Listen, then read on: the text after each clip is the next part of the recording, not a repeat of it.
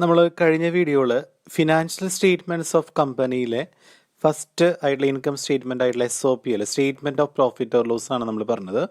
അതിനുശേഷം നമ്മൾ പ്രിപ്പയർ ചെയ്യാൻ പോകുന്ന അടുത്ത സ്റ്റേറ്റ്മെൻ്റ് ആണ് balance sheet.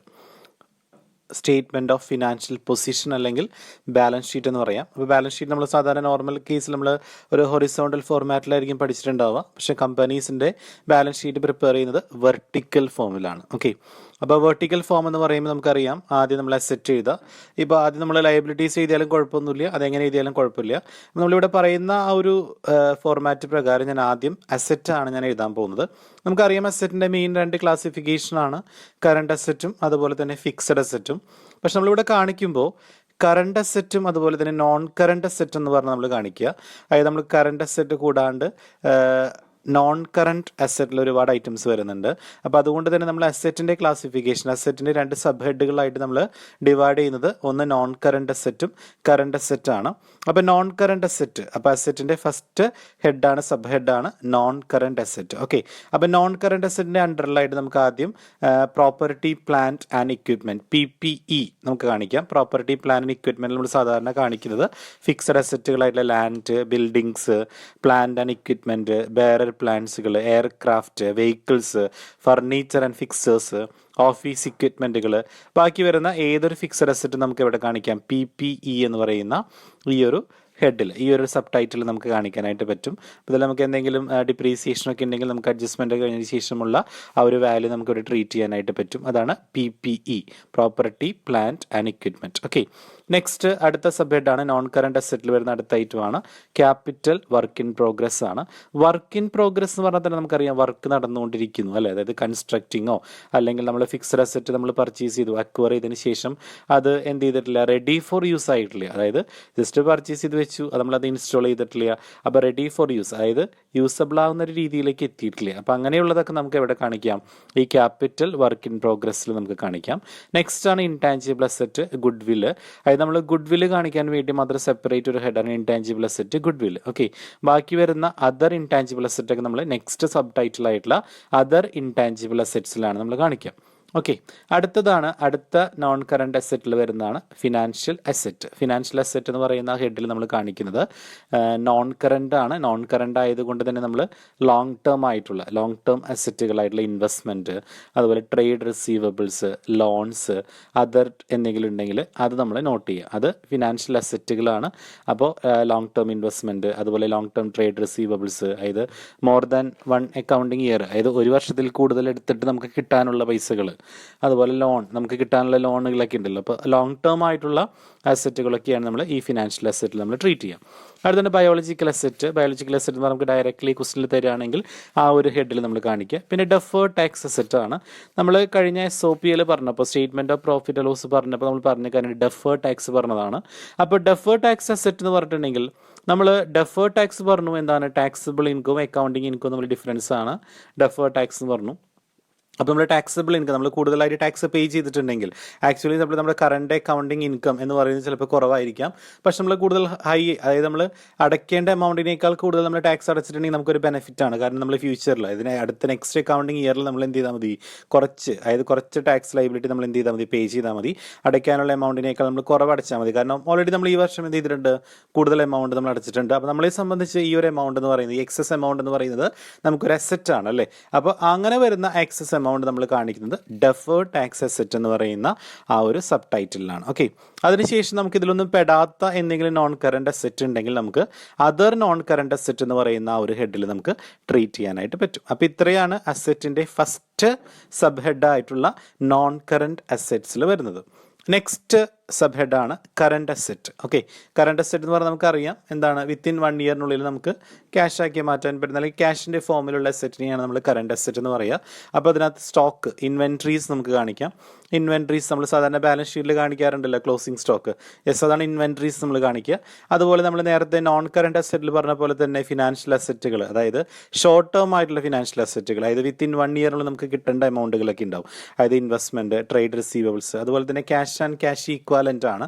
Cash in hand, അതുപോലെ ക്യാഷ് അറ്റ് ബാങ്ക് ഒക്കെ ഉണ്ടല്ലോ, അതൊക്കെയാണ് നമ്മൾ ഈ ഫിനാൻഷ്യൽ അസറ്റ് കാണിക്കുക. അത് ഷോർട്ട് ടേം ആണ്. ഓക്കെ, അടുത്താണ് കറണ്ട് ടാക്സ് അസറ്റ്. അതായത് ഇത് കൂടാണ്ട് നമ്മൾ ഡെഫർ ടാക്സ് കൂടാണ്ട് നമ്മൾ വേറെ എന്തെങ്കിലും ടാക്സുകളൊക്കെ വരുന്നുണ്ടെങ്കിൽ ആ കറണ്ട് ടാക്സ് അസറ്റ് ആണ് നമ്മൾ അടുത്ത സബ് ടൈറ്റിൽ കാണിക്കുക. ഇതിലൊന്നും കാണിക്കാത്ത ഏതെങ്കിലും അതർ ആയിട്ടുള്ള കറണ്ട് അസറ്റുകൾ ഉണ്ടെങ്കിൽ നമ്മൾ അതർ കറണ്ട് അസറ്റ് എന്ന് പറയുന്ന സബ് ടൈറ്റിൽ വേണം നമ്മൾ ട്രീറ്റ് ചെയ്യാനായിട്ട്.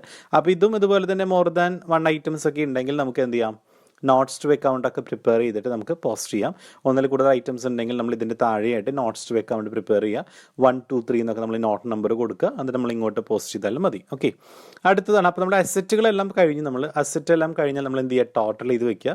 എന്നിട്ട് ടോട്ടൽ അസറ്റ് എന്ന് പറഞ്ഞാൽ നമ്മൾ അടിയിൽ 2 ലൈൻ വരയ്ക്കുക. ഓക്കെ, നമ്മൾ സാധാരണ 2 വെർട്ടിക്കൽ ഫോമിൽ നമ്മൾ ഇവിടെ ചെയ്യുന്ന പോലെ തന്നെ നമ്മൾ മുമ്പ് ഹൊറിസോണ്ടൽ ഫോമിൽ നമ്മൾ ചെയ്തിട്ടുണ്ട്.